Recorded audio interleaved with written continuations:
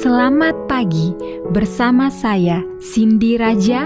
Mari kita awali pagi ini dengan semangat baru, motivasi hidup sehat dan inspirasi yang akan membawa kita lebih dekat kepada kebugaran fisik, mental dan spiritual.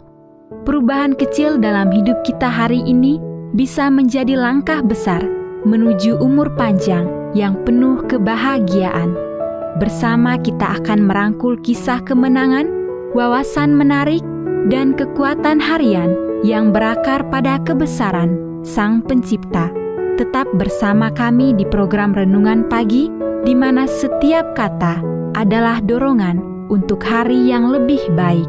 Kita mulai pagi ini dengan syukur dan harapan menuju hidup bugar selamanya.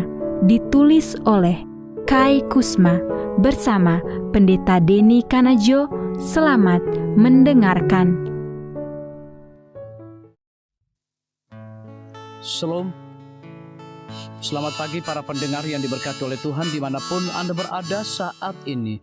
Kita akan sama-sama mendengarkan firman Tuhan melalui audio Renungan Pagi pada tanggal 25 Juli 2025 dengan judul Kebangkitan Rohani Saya. Sebelum kita melanjutkan bacaan renungan kita pada pagi hari ini, kembali saya mengajak semua para pendengar yang setia untuk berdoa bersama-sama. Bapa kami yang bersemayam di dalam takhta kerajaan sorga, terpujilah namamu ya Tuhan pada pagi hari ini. Sebelum kami melakukan segala aktivitas dan pelayanan kami sangat rindu sejenak untuk merenungkan firman Tuhan.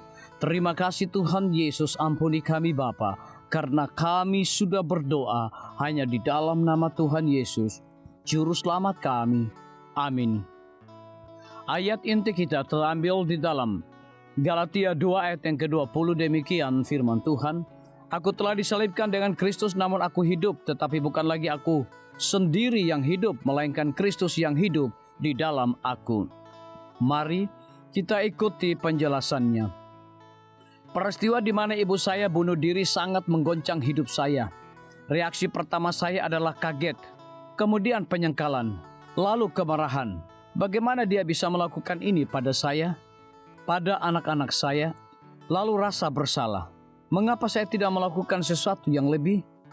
Saat saya mencoba menyatukan bagian-bagian hidup saya mempertanyakan peran Tuhan dalam penderitaan ibu.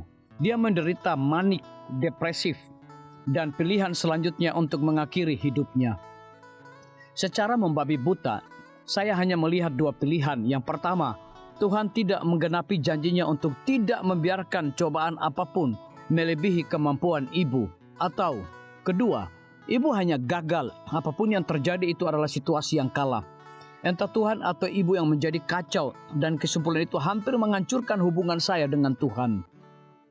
Selama 1 atau 2 tahun berikutnya, saya benar-benar bergumul dengan kehidupan rohani saya.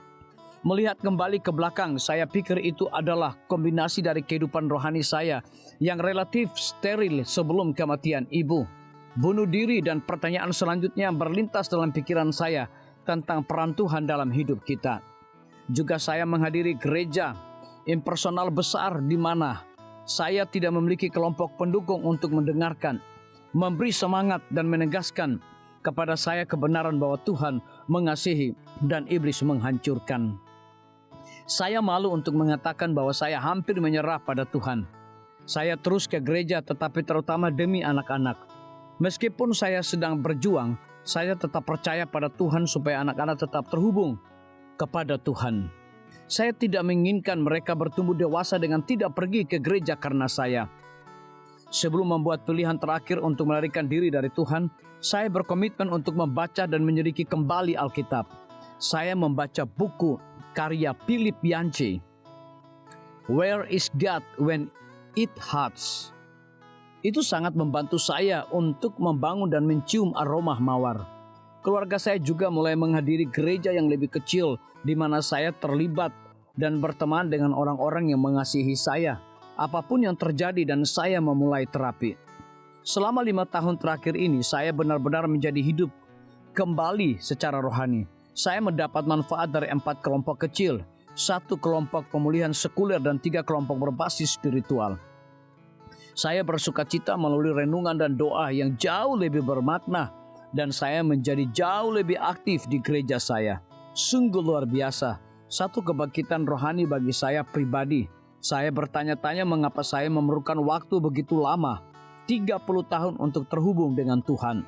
Ya Tuhan, Engkau sungguh baik. Engkau mempunyai pundak yang besar dan kuat untuk bersandar ketika saya merasa lemah. Engkau dengan sabar mendengarkan saya ketika saya mempertanyakan Engkau dan jalan-jalan-Mu. Dan Engkau mengasihi saya bagaimanapun situasinya. Terima kasih.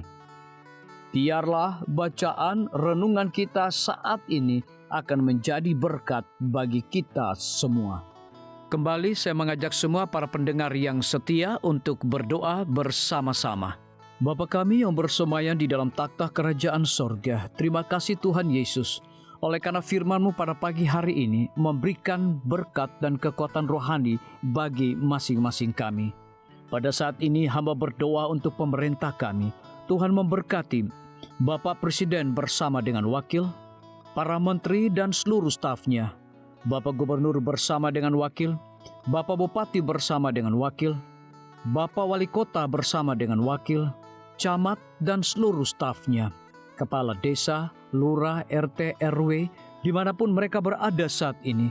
Kiranya Tuhan lindungi mereka, pelihara mereka, curahkan hikmat dan pengetahuan sorga kepada masing-masing mereka, agar mereka dapat menjalankan roda pemerintahan boleh sesuai dengan amanah dan titah daripada Tuhan sendiri.